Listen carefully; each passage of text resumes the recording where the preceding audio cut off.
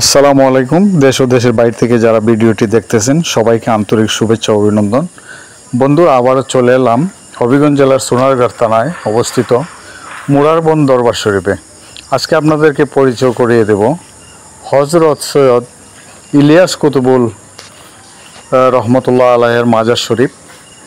তিনি একজন অত্যন্ত জ্ঞানী ও বিশেষ কেরামতের অধিকারী সুফি সাধক ছিলেন।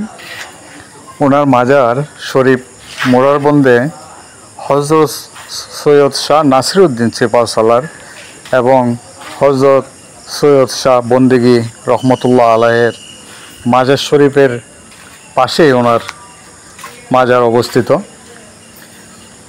এই মোরারবন্দে বিশেষ করে বেশ কয়েকজন বিশিষ্ট সুফি সাধকের সমাধি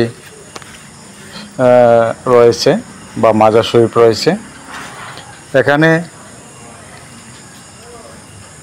দেশের বিভিন্ন স্থান থেকে ওনার অনেক আশেকান ভক্তগণ প্রতিনিয়তই মাজার জিয়ারত করতে আসেন। তো বন্ধুরা, যারা আপনারা সিলেটে মাজার জিয়ারত করতে আসেন অবশ্যই মুরারবন এই মাজার শরীফগুলো জিয়ারত করে যাবেন। জায়গাটি অনেক নান্দনিক, সবুজ বৃক্ষ দ্বারা বেষ্টিত। এখানে আসলে আপনাদের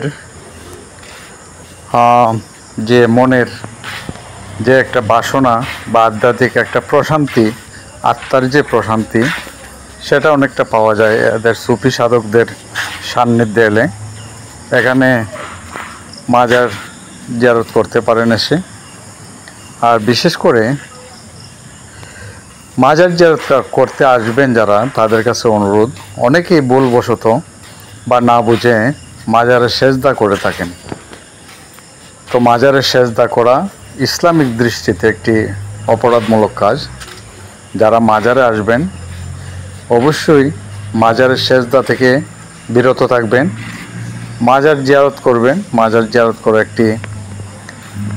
একটি সোয়াবের কাজ। তো আমরা যারা মাজার জিয়ারত করতে আসি, মাজারে এসে যেন সোয়াবের পরিবর্তে আমরা গুনাহে লিপ্ত না হই, সে বিষয়টি অবশ্যই খেয়াল রাখবেন। বা আপনার চোখে যদি পড়ে আরেকজন ভুল করতেছে, মাজারে সেজদা করতেছে, তাকে সেজদা থেকে বিরত রাখার চেষ্টা করবেন। কারণ সুফি সাধকরা সবসময় মানুষকে দিনের পথ দেখিয়েছেন, সবসময় মানুষকে আল্লাহর সান্নিধ্য কিভাবে পাওয়া যায় সেগুলোই পরামর্শ দিয়েছেন। কখনোই ওনারা বলেননি যে মাজারে এসে মাজারকে সেজদা করতে হবে, ওলিদের কাছে কিছু চাইতে হবে না। মাজারে আসবেন, স্বাভাবিকভাবে জিয়ারত করবেন, আল্লাহর কাছে যা কিছু চাওয়া আল্লাহর কাছেই চাইবেন। আউলিয়া হচ্ছে আল্লাহর বিশেষ মায়ার বান্দা।